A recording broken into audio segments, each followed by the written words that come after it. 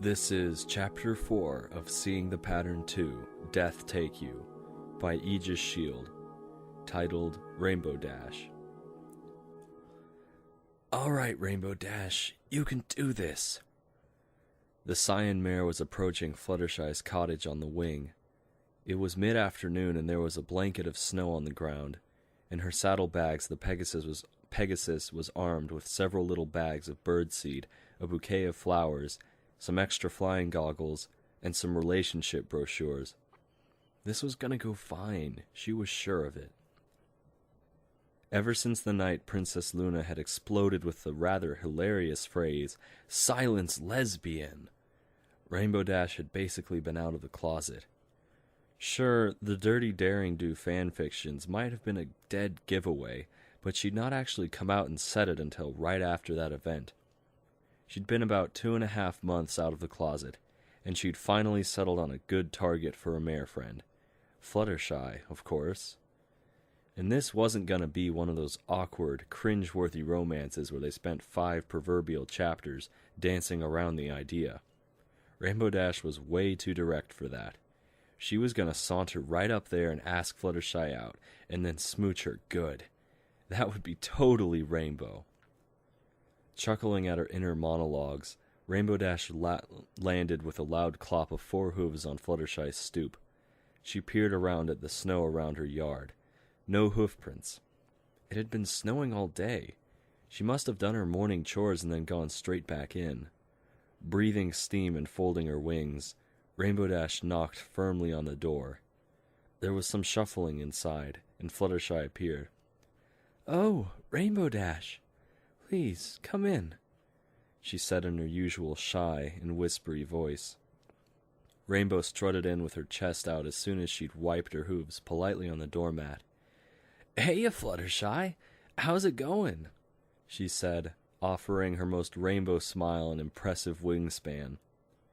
She's read many, many things about how impressing a Pegasus in the romantic sense often meant showing off one's wingspan. Not just in a lewd wing boner, but as an ancient courting gesture meant to show off health and stature. Rainbow Dash was delighted to see Fluttershy's eyes flick to either side of her, at her wings, and her chest inflated a bit more. "Oh, I've just been staying in here where it's warm," the butter-colored Pegasus confided shyly. "Most of my animal friends are hibernating, and the winter-time ones usually come out when it's bitter cold out, at night," she said, getting back up onto her sofa where she'd been reading minutes before. Rainbow Dash's eyes flicked over the title. Not Daring Do. Dang it. "What brings you to my cottage? Would you like some tea?" She was gesturing to the little tray on the coffee table. No thanks," Rainbow said carefully. "Listen, Fluttershy, I wanted to ask you something." "Oh, sure thing." She smiled pleasantly at Rainbow Dash, attentive. I'm more into mares. You want to go out with me?" Rainbow Dash said, making sure her wings were as open and attractive as they could possibly be. Fluttershy blinked, her face pinkening at Rainbow's great big grin. "Be my mare friend?" It was so thrilling to say it out loud, like the final dive before a sonic rain boom. "Oh my, that's very flattering, but—" Her sentence mumbled away and she stared at the floor. Rainbow Dash wilted hard, eyes turning big and soft. She leaned very close to Fluttershy so she could hear the mumbling without having to ask 4 times what she'd said. She caught the tail end of, "And I've kind of had my heart set on Big Macintosh since then," Fluttershy finished, looking anywhere but Rainbow Dash. The Cyan Pegasus drooped further. But it's very flattering, it is," the yellow mare said, coming and hugging her friend gently. Rainbow Dash was stiff, and not in the wings for once. "It's okay, you don't gotta cheer me up." Rainbow Dash needed to be out of there. She very suddenly remembered it had been Fluttershy who laughed uncontrollably at the silenced lesbian bit.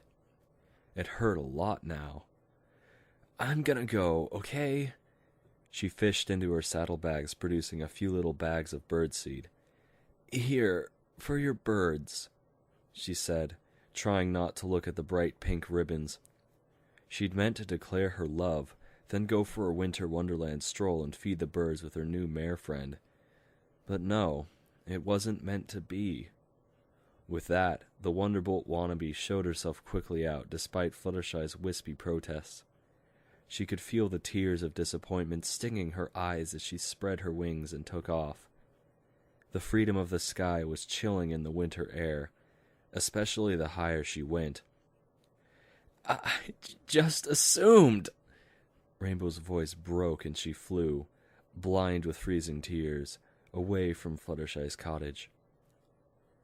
Rainbow Dash flew over Ponyville, out over Everfree, and even over a mountain or two. Arching her path back and forth, she just tried to escape the disappointment of rejection. She wasn't mad at Fluttershy. She suddenly felt a full for not even finding out if the buttery mare liked other mares or not. Stupid, stupid, stupid! She'd been so absorbed in celebrating her own coming out of the closet, she hadn't stopped to think. How selfish! Beating herself up like she was and blinded by tears, Rainbow Dash didn't notice that she was going faster and faster through the woods and over treetops. They whipped by under her, threatening to snatch her out of the sky. Deciding to turn back to Ponyville, she made her way back. Just as the edge of Everfree Forest climbed into view, her saddlebags caught on something. She was hauled out of the air as a treetop snagged her, pulled all the straps tight around her body, then hung her by the neck in the recoil. The mare gagged, flailing about in a wild panic. She couldn't see, couldn't breathe, and the weight of her own body was killing her. Wings caught in brambles and in the straps of her saddlebags. She slowly started to choke to death. Rings started to appear in Rainbow Dash's vision while her legs kicked out. Blackness around the edges of her vision, lungs straining and begging for air. She struggled, whimpered, begged Fluttershy for forgiveness, then died. There was silence as the poor mare's body began to shut down forever, and her eyes rolled into her head. A pink hoof with a wood-carving knife jabbed at her saddlebags. Rainbow's body fell, ragdolling through dozens of branches. Pinkamena winced, but shimmied down the tree as quickly as she could to aid her. Rainbow Dash was splayed out on her back, wings open and at odd angles, spread eagle, and quite still. The pink mare studied her for a moment, then listened at her chest. A weak heartbeat. She was cutting it close. Tilting her prize's head back, she opened her mouth to help open her throat. Putting both hooves on her chest, she started pumping animatedly. Skeletal hooves bucked Pinkamena in the head and she yapped, falling forward over herself and tumbling like a skipping stone. Strong! He was so strong! She struck a tree with another yelp, hanging upside down until the weight of her back end helped correct her. Getting up with twigs and dry leaves in her mane, the pink mare glowered darkly.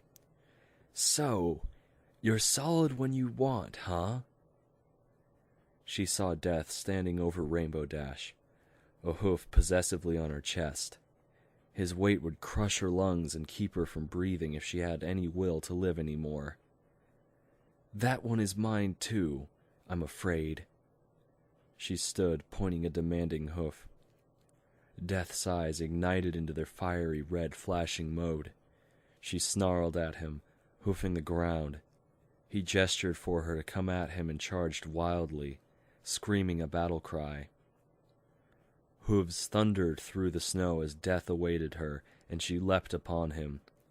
She found him quite solid that time, and they tumbled through the snow, Flailing wildly, she forced his hood back so she could buck at his face unhindered. He flailed his massive hooves, spattering her undercage with wild abuse. Gagging audibly, she shifted her weight and tossed snow into his eye sockets. He squirmed in agony, unable to cry out. Pinkamena threw herself off of him and rushed back to Rainbow Dash, pumping her chest quickly. "Breathe! Breathe, Faust, damn it!" She pumped the chest over and over again. Death flailed blindly back and forth, ice and leaves and other debris rattling about in his skull. Such agony, he couldn't take it. Rearing up and slamming his hooves down, he unclasped the front of his cloak in desperation. The pink mare suddenly felt Rainbow Dash take a breath independently, then grinned when she turned on her side to cough and splutter. She looked up just in time to see something horrific. Death staggered about, very much on fire for no reason Pinkamena could come up with. Flames engulfed him, melting snow and scorching any trees he ran into. His jaw clattered up and down until he suddenly had a mouth, tongue and lips to cry out with. Her eyes lidded in confusion as he seemed to grow flesh and blood and fur all over his body. She saw his mane explode into being, a tail sprouting out his backside, and he threw up his hood just as his face was forming. "My eyes!" he roared angrily, finally able to see again, when the fire had burned away all the debris Pinkamena had thrown into his hollow skull. Now the skull was occupied with a brain and other things, and the debris was gone. She ran quickly to get a look at his face. "Ugh!" He snapped the clasp of his cloak again, and his body imploded violently. She whinnied, rearing up with surprise, when the black smoke cleared. Death turned about with a furious, fiery-eyed glare. He pawed at the ground, lowering his head to charge at her. No more games. Pinkamena shivered at what she'd just seen. He could turn not only solid, but he had some sort of living form. That meant he was perfectly beatable, and she pinwheeled wildly through the air when he charged into her, and she struck a tree so hard she felt her ribs bruise. Why was he so strong? He was just a skeleton. Pinkamena yelped on impact, her back sliding down against a tree and grating bits of bark into her fur. Coughing heavily and clutching at her chest, she looked up as Death's shadow cast itself upon her.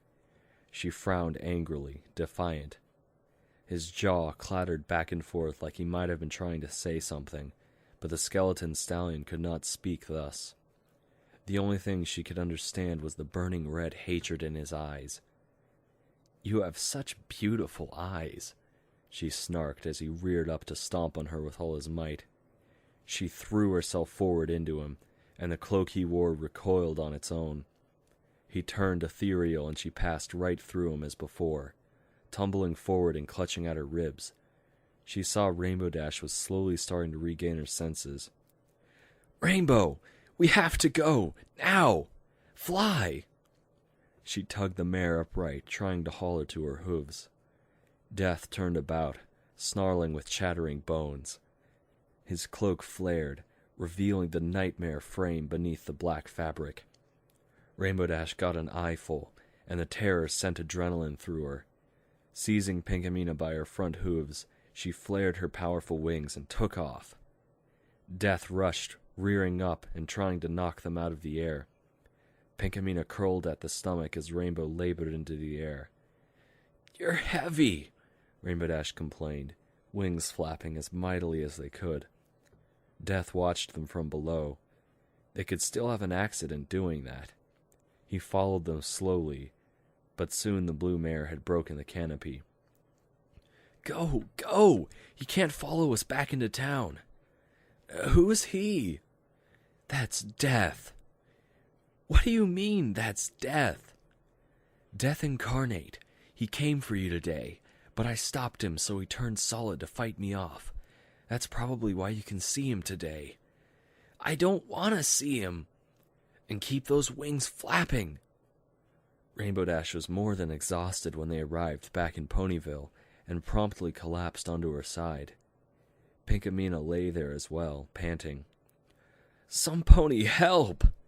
she shouted from where she lay. "Some pony, call a doctor!" The pink mare looked back towards the forest edge. There, blacker than black and standing in the shadows, was Death. She could see him easily because of his red eyes. He was angry now. "I see you," Pinkamena mouthed at him defiantly. Without a sound, his form melted into the black mist, and he was gone. She flopped down at ease at last. Dr. Hooves leaned over the two of them. "I'm a doctor," he said with his pleasant foreign accent. Pinkamena moaned, rolling her eyes. "Oh, you mean, yes, I see. You do look banged up. Is she okay as well?" No, it seems not." The brown stallion voiced his concern, then called out to the other ponies to get actual medical help. Lickety-Split gasped when Pinkamena arrived at home with a wrapped torso. "It's just bruised ribs. I hit a tree really hard." He stood from the couch, rushing over to examine her more closely. "With what? Your face?" he demanded worriedly, falling to all four knees to get a closer look at her. "First you come home with a bloody muzzle. Now your ribs are wrapped up like this?" He fussed and crooned over her, guiding her to the couch to lay down on her back. "Pinkamena, you're scaring me," he whimpered, nuzzling her. "What if you get hurt really badly, or don't come home at all?" "I'm out there saving lives. I don't care if—" "I care, Celestia, damn you!" Lickety-Split shouted suddenly, his hoof rising and then snapping across her face. She yipped, one of her hooves slowly coming up to hold her cheek gingerly where he'd struck her. She stared at him with a flushed, shocked expression. He stood there panting and whimpering. "I don't know what I'd do if something happened to you. You're battling death incarnate for Celestia's sake." His voice was breaking. He wasn't used to being so dominant or loud. Tears were rushing out of his eyes, and he threw his arms around her head. "Lickety, shut up! You just shut up tonight," he said, mewling over her and running his hoof over her bandages over and over again. "I don't want to hear your grumping and scowling. You just shut up and rest." She looked like she was about to protest, but he glared her into submission. "You're gonna lay there and rest and eat soup or something like a good injured pony, and if you move from that spot, I'll break your legs." It was a lame threat, and the pink mare knew he didn't mean it, but its meaning struck home. He wasn't going to let her go anywhere for a few days. It was the worst torture imaginable for Pinkamena to lay there on her back while her stallion wept over her. When she could muster the strength from her exhausted body, she hugged his head to her breast gently. While he sniffled and soaked her bandages with tears, she scented his mane. Her mane hung over her face like a limp curtain. Vanilla. It comforted her. Stupid, stupid stallion. When he'd finally gathered himself, he fetched a tray of food for her. It was a salty vegetable soup with crackers and broth. He stood guard to make sure she ate all of it. After taking the tray away, they went about the awkward task of unwrapping her. The doctors had seen to Pinkamena and Rainbow Dash, but hadn't tried to keep either of them at the hospital. That also meant neither had been brushed or anything. "This feels familiar." Lickety-Split smiled just a little bit when he raised the brush to her side. She stayed still and tried not to grimace in pain. Bits of tree bark and debris from the battle were falling out of her coat while he worked at it. She looked him in the eyes, then her expression softened, and she lowered her head to the arm of the sofa in quiet submission.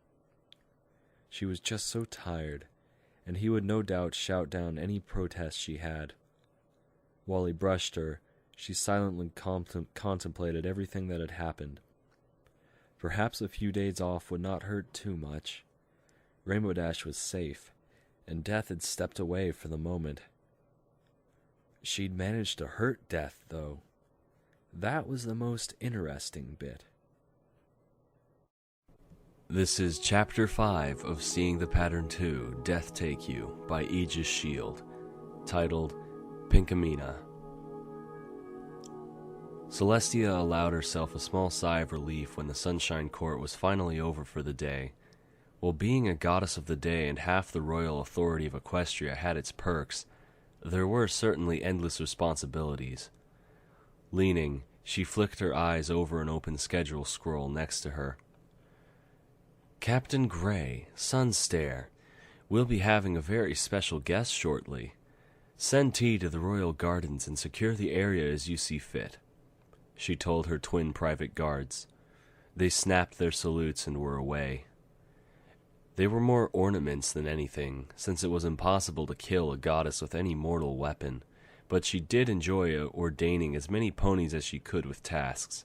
It made them feel important, and certainly helped them bring bread home to their loved ones. The Sun Princess stepped daintily off of her throne, bowing her head ceremoniously to any pony left in the grand room. Stretching her wings as wide as they would go for a moment, she cocked her head. She could sense the powerful magic presence in the garden already. She took the time to freshen up, pass pleasant smiles to all who looked upon her, and stop in her room for a moment. Turning, Celestia passed Luna's room on the way out. She cocked an ear, then heard the quiet sounds of her breathing within. While neither goddess needed to sleep, eat, or drink, or even manually walk from place to place, together they decided such things were necessary. It helped them relate to their mortal subjects, and made them seem less overwhelming. If Luna wanted to, she could sleep for a couple thousand years, but she would rise at dusk as usual, smiling privately. The Sun Princess was away, and down some stairs to the main hall. All whom she passed bowed, and she favored them with smiles, lighting up their day with her presence. It was good to be a princess. Celestia arrived at the royal gardens to find the private area meant for such meetings freshly cleaned. There was a stalwart solar stallion standing, say that 3 times fast, at each exit, each at attention. At a stone picnic table surrounded by flowers was a dull yellow pony with an orange, poofy mane and tail. She had sprigs of leaves atop of her head like a dainty crown, and just looking at her made birds want to sing. The Sun Princess smiled, approaching. "Mother Nature, so good to see you," she said, smiling as she found a seat at the table. "What news?" "Princess Celestia," she bowed and kissed her princess's hoof gently. "The flowers and trees sing your praises," Mother Nature said coyly. If Celestia had been a few thousand years younger, she would have blushed at such praise. "So formal," Celestia smiled as a servant came silently by to leave them a tray with tea. Mother Nature reached, but the princess wouldn't let her. The host pours for the guest," she said with a bemused look. Mother Nature was young enough to turn pink in the cheeks. "Here you are." She levitated the tea to her guest. The mayor thanked her, taking it gracefully and sipping. Both allowed the other 2 sips before any more words passed between them. "Winter is almost here, so I thought I might drop by to see you," Mother Nature said. "Oh, let's not linger on formalities. Will you take your crown off so I can see the real you, my little pony?" Celestia asked in earnest. It wasn't a command, just a request from a very close friend. Mother Nature cocked her head a little, looking around at all the guards. She would seem to just pop into existence to them. It took a special pony to be able to physically see the aspects in their aspect form. Celestia could see her, sure, but... She smiled politely, setting her teacup down. Working gently as not to pull out her mane, she undid the crown from her hair and lifted it from her head. The flowers that had bloomed idly around her vanished. The bird suddenly seemed less interested, and the perfume of 1,000 little fruit trees faded. The cutie mark of a trio of carrots appeared on her flanks, and she winked into the view of mortal ponies. The guards posted around the concrete picnic table area gave a start, but Celestia raised a hoof before they came charging in. Now it was Carrot Top, not Mother Nature, that sat across from the Princess Celestia. She set her aspect regalia gently on the table. "I feel a little naked without it here." She gestured gently, giving a shy smile. "You are just as beautiful as your normal, noble self, Carrot Top." Celestia praised her, and the mare blushed, hiding her quiet smile behind her teacup. Spreading her wings a little to rest the ache of their weight, the princess leaned to sip her tea. "So, have things been going well in Ponyville?" she asked in a veiled way. Carrot Top smiled a little guiltily. "I've gotten slightly bigger carrots this year, thanks to a little magical help," she confessed. She wasn't supposed to use her powers for selfish gain, but she had to pay the bills, and the Apple family made a serious market competitor. The princess smiled bemusedly, and they both knew that wasn't what she meant. "Death is growing more frustrated," she finally confessed with a sigh. "I wish you would call him by his real name," Celestia said softly, but Carrot Top shook her head. "We aspects try not to speak each other's names aloud. We don't want our identities given away, even if ponies like you know all three of us. It truly hurt to defy her princess, but Carrot Top had to respectfully decline." Celestia closed her eyes briefly, but did not scold the fiery-maned mare. Privacy was a big deal to the mortal races. She had to respect it. She could certainly understand that sometimes less trustworthy guards would talk, and that the information might leak its way out into the public. A small chance, but still a chance. "Very well," said Celestia gently. Carrot Top gave her a guilty, pouting lip. Thinking quickly, the Sun Princess went on. "I assume Pinkamena is still giving him trouble?" "Like you wouldn't believe." Carrot Top gossiped a little more casually now, which pleased her goddess. "He's been really quiet and frustrated lately. He didn't talk much to begin with, but now he's silent as the grave, trying to think of ways to outwit her. She just always gets there before he does. It's bizarre." She sipped her tea. "Pinkamena is an odd one, but she won't be able to stop him forever. She'll make mistakes," Celestia said less gently than before. Carrot Top looked up at her goddess, concerned.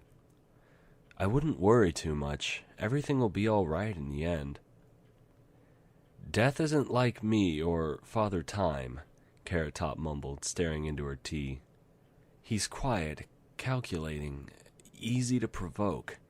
She didn't like bad-mouthing her colleague, but it was true. "I worry for him, is all," she confessed, looking into Celestia's eyes at last. "Being an aspect of fate isn't easy," Celestia said, nodding her understanding. "Different ponies take it in different ways." She scooted gently around the table and stroked Carrot Top's mane gently, lovingly. "I want you to know you're doing very well. I could not have asked for a better Mother Nature." She watched the mare smile shyly and nod.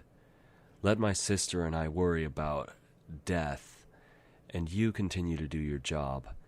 I know winter is your off-season, but keep on anyway." Reaching with her magic, she refilled both teacups. Carrot Top and Princess Celestia talked about this and that for perhaps an hour before it was time to part ways. "Thank you for visiting me, my princess." The orange-maned mare bowed deeply and pecked her goddess's hooves. Reaching for the leafy crown, she placed it back on her head. It twisted to hold onto her mane. Her cutie mark vanished. Ice lilies sprung up around her, and birds sang her praises as soon as they spotted her. She seemed to have a more radiant glow than a normal mortal pony. She sighed at the heady rush of magic that exploded through her body. "It was good to see you, Mother Nature," Celestia bent to kiss her on the head. Mother Nature squirmed just a little, and mischief played across her features for a split second. There was a sudden hot rush in Celestia's veins, and she flushed as her whole body tensed up for a moment. The guards raised their brows as the princess and ruler let out a flushed "Oh!" and swatted at air unceremoniously. Mother Nature danced away, giggling good-naturedly. Though ponies were only in season during early spring, she could inspire heated desire any time with a touch. Not even Celestia herself was immune. "Go on now, you playful little minx," the Sun Princess laughed, rubbing at her own cheek for a few moments. Mother Nature let the feeling pass, winked, and was away. The guards around the courtyard slackened their stances a little, at ease. It wasn't often their goddess laughed like that. They liked the sound. Pinkamena was miserable. She awoke with a head-blasting headache and moaned quietly. Lickety-Split gave a start, having fallen asleep watching over her. "Oh, you're awake. Good. Take this medicine." He had what looked like a basting stool in his mouth. Leaning and shoving it into hers, he squeezed the rubbery, knobby part of something foul forced its way down her throat. She gagged and sputtered, but he apologized with ice water. She drank greedily. Her throat was on fire. "You've been bedridden for days now. Really sick," he told her. She started to rise, but grew dizzy and fell again. No. Lay back. Good." He stroked her mane over and over. "How long have I been like this?" she croaked. 4 days now," he told her sympathetically. "I had to get a doctor to make a house call. I was afraid to move you." The stallion leaned, putting a little tray of various foods into her view. Apple slices, carrots, cherries, tomatoes, and lots of other little things she could chew up with one bite. "Let's see your fever." He leaned forward and pressed his lips to her forehead. She rolled her eyes, smirking a little. Better than yesterday." He smiled, pushing the tray within her reach. Pinkamena ate mightily, which pleased her stallion to no end. "You really pushed yourself hard last time you went out so late," he said quietly. "You got sick, and your bruised ribs didn't exactly help." "Sorry," she offered between small bites. "I'm sorry I yelled at you and hit you like that." Lickety's ears turned back shamefully. "I was just so worried, and you came home looking like that and—" He fell into a rather emotional silence. Looking up from her food, Pinkamena felt a twinge of guilt. The stallion was not hard-edged like her. He had feelings and woes that needed to be soothed. If she was going to be a good companion, she would need to take care of him. Reaching, she cupped his cheek with her hoof. He looked at her with soft eyes, smiling bashfully. Pinkamena stroked his face a couple of times, then went back to her meal. "Mine," she snapped when he reached... redo that. "Mine," she snapped when he reached to help himself to a carrot, swatting his nose. He chuckled at her, knowing she must have been feeling better if she was doing things like that. Her subtle, straight-faced humor was growing on him more and more each day. "I'll try to be careful." I'll try to be careful," she amended after a long silence. He beamed at her. "You'll stay here and get well for now. If you kill yourself trying to keep others from getting killed, that kind of defeats the purpose." Lickety-Split told her. She was forced to agree. Going out while sick would not help. She wouldn't be at her best. He waited while she ate, telling her little bits of gossip and telling her about the ins and outs of what had happened in the ice cream parlor lately. Business was slow because of the cold weather, but there were always ponies with sweet tooths to be had. When the stallion saw she was done, he pulled something new out from under the bed. "I've been waiting for a special occasion to give you this, but—" He trailed off a little embarrassedly. showing her a frost-covered canister. "What's that?" she said, turning her head and honestly a little tired now that she'd stuffed herself. He scrapped his hoof over the label. "Sea salt. Wave?" It was an ice cream sample bucket. Sorry. Dang it, I'm getting all the dialogue mixed up because they don't distinguish between who's saying what. I think this is Pinkamena. "Sea salt wave?" It was an ice cream sample bucket, one of the small ones. "How long have you had that?" "Since I asked you out for the first time," Lickety confessed, a little warm in the cheeks. She smiled at him just a little. "Ice cream doesn't really go bad for years and years if you keep it chilled, so I saved it," he said softly. Peeling the top off, he pulled a waiting spoon from the nightstand. "Want to try it?" "Is it actually salty?" she said suspiciously. "You know I don't like sweets." "Try it," he said, shoving a spoonful into her mouth. Pinkamena worked her mouth a little. It was soothing to her achy throat, like the ice water had been. It had sugar in it, like an ice cream. Then the flavor washed over her tongue. It was nice. Lickety-Split smiled as she worked it over and over in her mouth. "I can feed myself," she tried to protest. But no, he wouldn't let her. "Here comes the Luna Express," he said playfully, waving the next spoonful at her. "I will end you—" She gulped the next mouthful when he shoved it in, tamed by the wonderful taste. This exchange went back and forth with all different playful phrases and deadly threats until she was full. "Tired," she said, and he put the ice cream as well as the food tray away. He tucked her in, fluffing her pillows and setting a new glass of water by the bed. She glanced at the clock. It was night. "I've got a few more things to do before bed. You go on to sleep." He kissed her forehead, stroking her mane. She was furious at being so weak, so helpless, her frail stallion looking after her. She wanted to be up, to be moving around and getting things done. There was so much to do, deaths to prevent, and sleepy. She sagged, her eyelids like lead weights that pulled her down into the warm, inky darkness of recovery. Death stood in the corner of the room. Now was his chance. The stallion had gone, and Pinkamena was helpless. Checking that Lickety-Split was gone to the front of the shop, he undid the clasp of his cloak.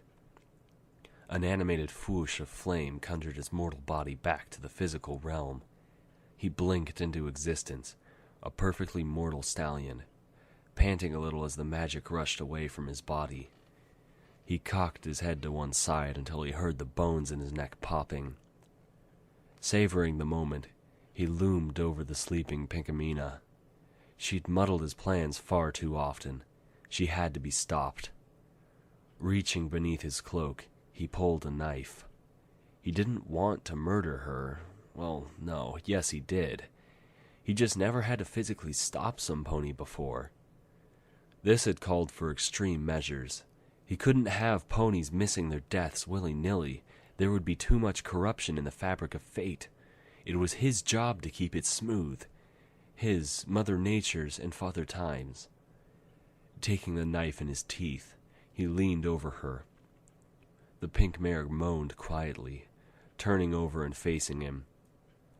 Her mane fell over her face. He paused. But no, she was still asleep. Her illness and injury were nicely timed. Raising the blade, he saw her curtain-like mane part. Death paused again, looking at her up close for the first time. In her sleep, she did not scowl or make angry eyes at the world like she always seemed to. Why did all the holy terrors of fate and destiny have to be so beautiful? Could evil not always be ugly? It would have made it much easier to murder her. Shrugging and knowing his time was short, He raised the knife and... "Oh, forgot to turn out the lights." Lickety-Split chuckled, coming back into the room and rolling his eyes at his own forgetfulness. He was so caught up in Pinkamena's recovery and healthy appetite, he'd forgotten to douse the lamps. What the...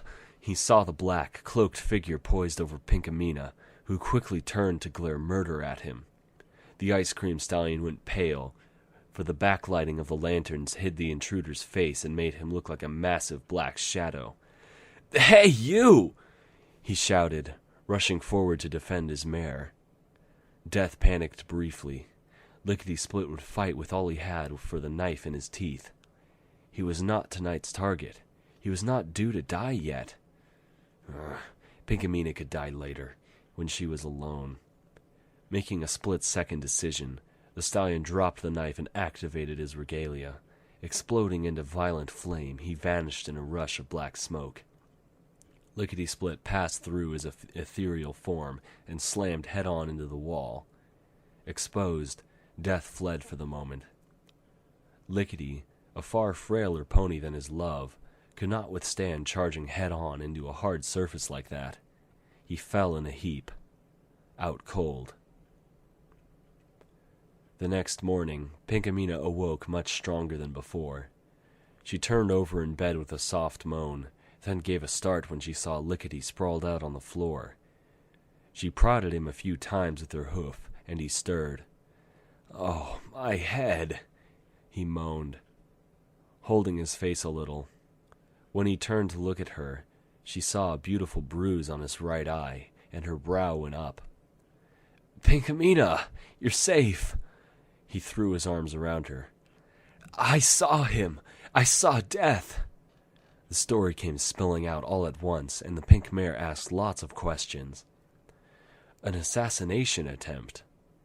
Death had grown more bold. Interesting.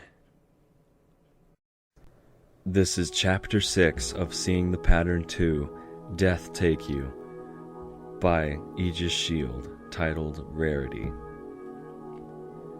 The implosion of air in the midnight court was like a clap of thunder, startling every pony in the room, including Princess Luna. She stood, rising from her throne and growling menacingly at the newcomer who'd teleported in.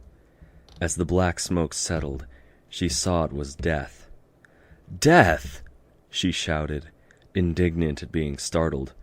"What is the meaning of thy intrusion this night? Has the Pink One eluded thou again?"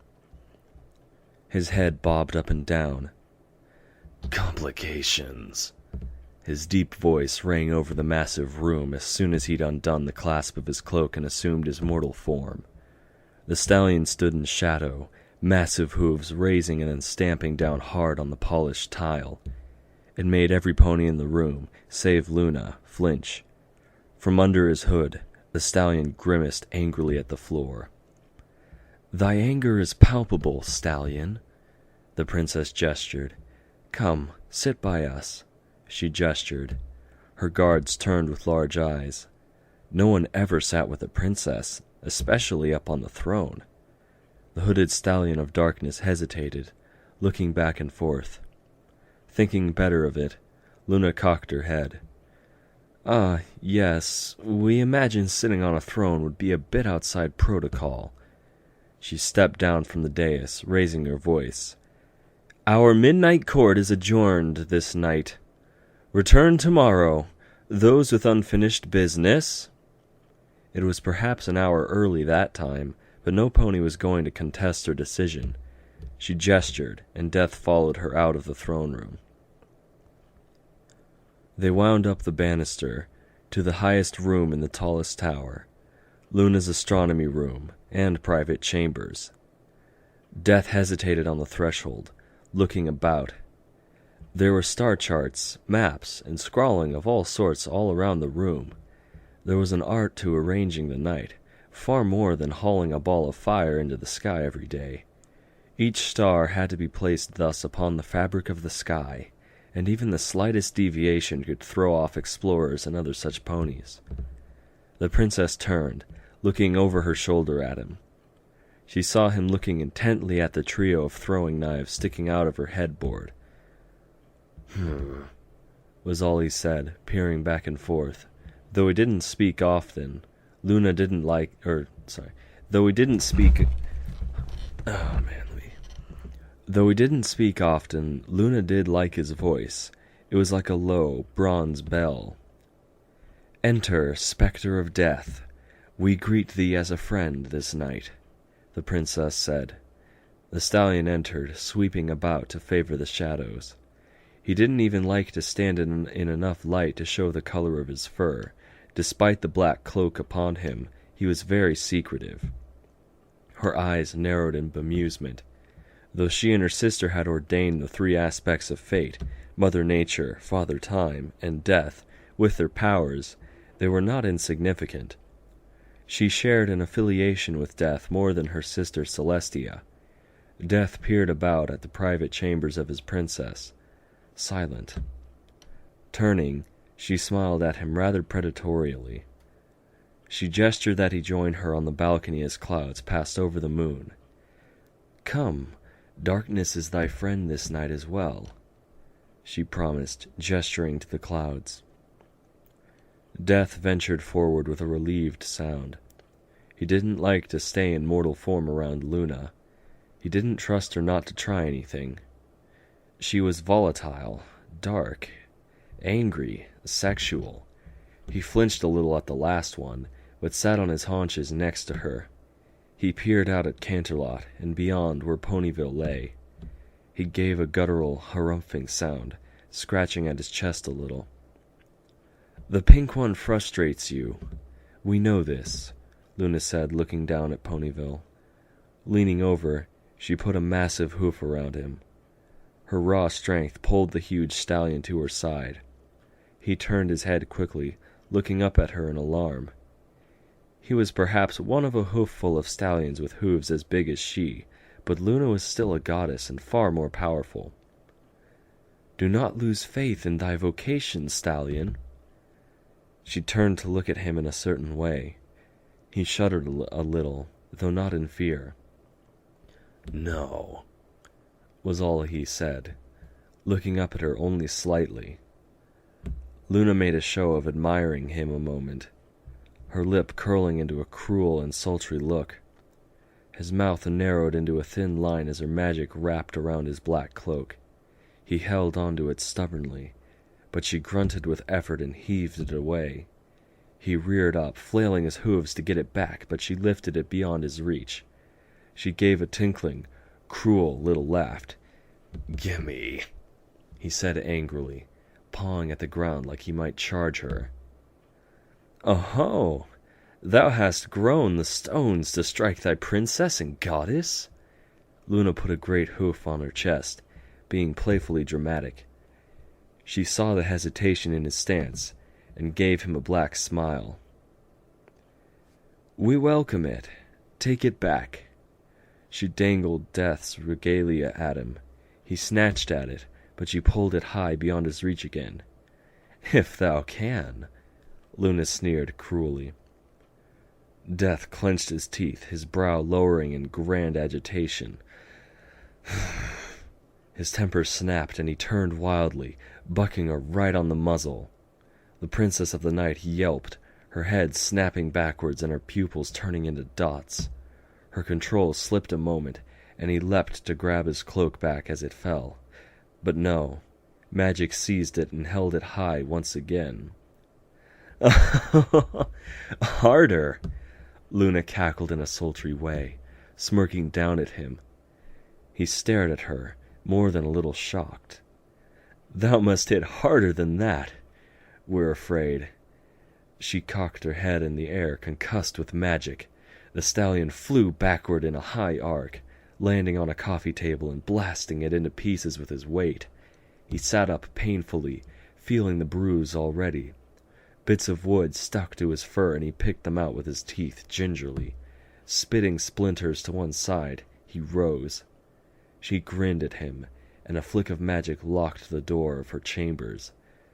Was she being playful? He charged at her, a thundering stallion. Her smile grew, and he leapt upon her, tackling her over the alicorn-sized bed. His great barrel chest coiled with beautiful, masculine muscles, and he pinned her with his sheer weight and huge hooves. Her starry night of a mane bannered out beautifully, but the cruelty of her smile tarnished it. "Gimme," he said again. She enjoyed the bass of his voice, however briefly he spoke. "No," she said, snickering at him. He rose up and stomped on her chest with all his might, enough force to shatter even the most stubborn stone. The crack of impacting hooves was sickening, but she only giggled like he'd tickled her. "Harder!" He reared up and crashed into her again, angrier and angrier. "Oh, harder! Yes! Hit us harder!" She squirmed beneath him, laughing and pawing at him with her hooves. Death attacked her with all of his might until he was out of breath, a sweat dripping from his face, across his back and flanks. All his rage and frustration poured out of him. He hated it. He hated that Pinkamena so much it made him want to scream, but he could not. He could only pummel into the laughing punching bag beneath him and give her everything he had. Whinnying ferally, he bucked twice and finally collapsed, panting. There was a long silence of him laying upon his princess, gasping. The cool night air on his fur made him shiver. Princess Luna dragged her sultry tongue across Death's cheek. She smiled when he had the decency to turn a dark crimson. This was not very princess-like at all, but he ached from his furious assault. "Thou cannot hurt a goddess, dear Death," she told him with a coo. He shuddered at the feeling of her breath in his ear. "But thou cannot deny thou dost not feel a little better after trying." She saw his ears turn down, and she knew it was true. "Thy body is strong, and thy hatred stronger," she said, leaning over him with a dark, curling smile. He growled at her, still panting. Turning with a lewd expression, she pressed her hips up to him. "Question not thy virility, only thy resolve to stop Pinkamena. Thou shalt think of a way," she told him, flicking her eyes downward. "But until then, we shalt share our night with you." A cruel smile formed across her muzzle, and her horn ignited with dark magic. He shuddered as her ancient magics egged on certain urges within him. Death and the goddess of death danced a dark dance together that night. He could not help himself. By the morning, he was covered in violent, angry bruises, but he did get his cloak back. Rarity was digging about in her attic. The boutique magnifique actually had 3 stories to it. The shop, her private living space, and the attic. Since winter was on the way, that could only mean one thing: seasonal fashion shift. Autumn had been a lovely time for her shop, all sorts of ponies wanting dresses that accentuated the changing colors of the leaves and such. But winter was always a challenge, because one wanted to look lovely and alive, but not too colorful. There wasn't a lot of color during the winter time, and to rush about in something too bright looked garish and simply silly. Where did I put it? She leaned a little over one stack of boxes. I'm usually so organized. I must have just stuffed everything away last year. She sulked a little, cursing herself. Well, I certainly got wrapped up in winter wrap-up. Maybe I just shoved everything in a box or two and called it done. She finally looked up and spotted a trio of boxes squatting on a ceiling beam. Oh, for heaven's sake! She shrieked, tilting her head all the way back to stare at them. Why in the world would I put those up there? She scoffed at herself, rolling her eyes. Honestly, Rarity, you are so absent-minded. She shook her head, leaning a bit. Her horn ignited with magic and one of the boxes lifted. The bottom of it sagged. "Oh, I'll need to ask the boxes and scissors for some new boxes. These are getting moth-eaten." She either liked to talk to herself, or she liked the sound of her own voice. It was hard to tell. She magically lifted the second one down, careful with the contents. Looking up, she grasped gingerly at the third box with her magic. She could feel how frail it was. Being very careful, she lifted it from the ceiling beam. Suddenly the bottom of the box fell out and a shower of sewing needles screamed through the air, 1,000 pricks of silvery death. Rarity screamed, frozen like a deer on the highway, unable to move an inch in her terror. "I'll save you, Rarity!"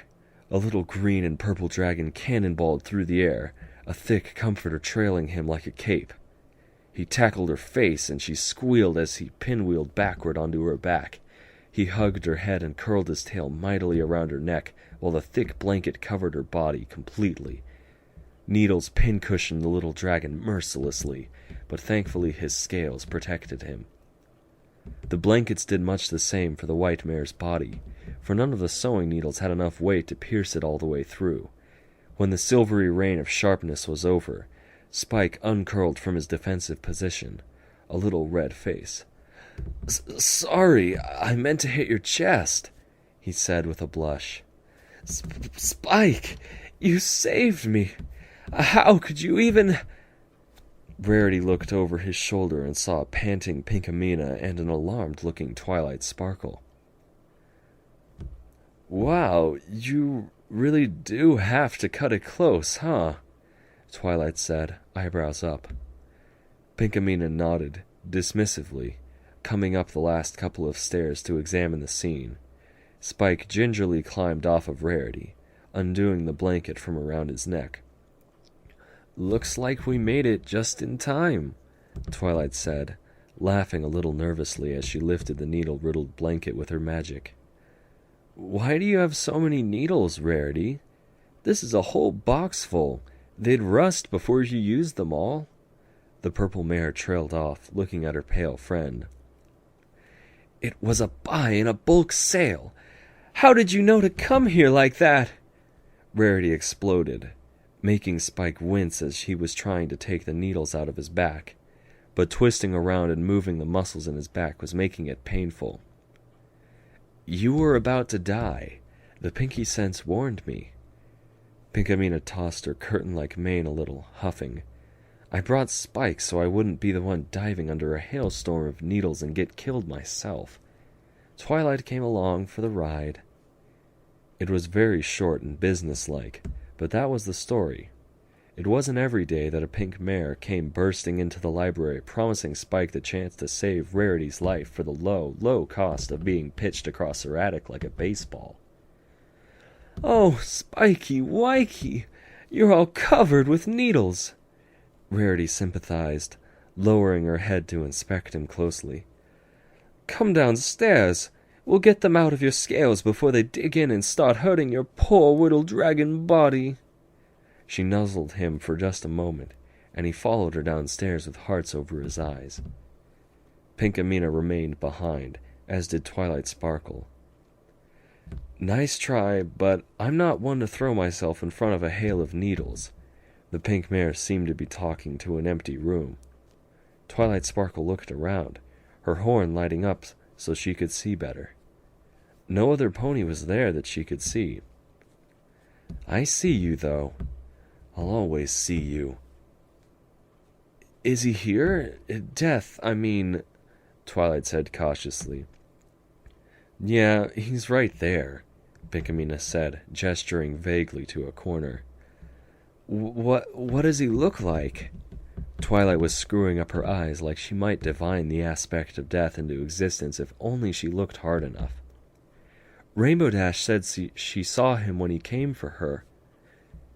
"He's a skeletal stallion in a black cloak with red fire in his eyes," Pinkamena said, still staring at the empty corner.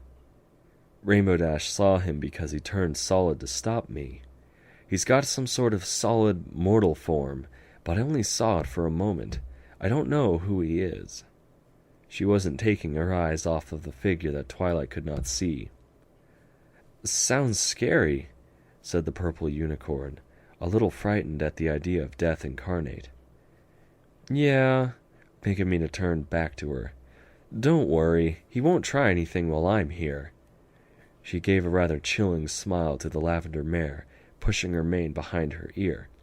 "After all, stopping death is my special talent." Twilight Sparkle's eyes flicked to Pinkamena's flank. The white skull and black scythe was probably the scariest cutie mark she'd ever seen. "But if everything you told us is true, he's getting craftier," the scholar said a little cautiously. The pink mare cocked her head questioningly. "I mean, if you just dove in there like normal, you would have died instead of Rarity." "Oh, yes, he's definitely getting craftier," Pinkamena smirked. "I'd be willing to bet any deaths I prevent from now on will probably chance my own death quite a bit more." "I'm worried about you, Pinky." "Pinkamena," she snapped, cocking her eyebrow at Twilight with an insulted look on her face. "Sorry, I meant Pinkamena," Twilight said quickly, blushing. "It's just, aren't you worried? If you're going up against death incarnate, I mean, what if one of you actually wins in the end?" "What do you mean?" Pinkamena asked tersely. "I mean," Twilight hesitated for a moment, trying to explain the end game of the entire struggle. "Either he kills you, or you stop him entirely, right? Are either of those a good scenario?" Pinkamena didn't have answer for that. She'd honestly never thought about it before. "I would hate to see you die, but what would happen if there was no death in Equestria?" In the corner where he stood, Death cocked his head into a curious expression. "That's silly," Pinkamena said. "There will always be deaths. I'm just stopping the obvious ones that can be prevented because Super Stallion over there won't leave Ponyville alone." She glared savagely at Death, who clattered his teeth defiantly at her and stared with soulless eyes. It only just then occurred to Pinkamena that the Pinky Sense only ever warned of deaths in and around Ponyville. Why not elsewhere? Perhaps her powers had a radius, or a limit of distance from wherever she was. She didn't know. "Yeah, but..." Twilight seemed to be fishing for the right words, frowning in a troubled way. "Pinkamena, isn't death everywhere? I mean, a few of us have seen him in some sort of physical form, but, at least in the proverbial sense, can't he be in more places than one? And if he has some sort of bodily shape, wouldn't he have to be in more places than one?" The pink mare startled, turning around with a horrified expression. She turned quickly to look at Death, but he was gone. She went a little pale. Twilight was right. Death was not showing the true extent of his powers. Yet.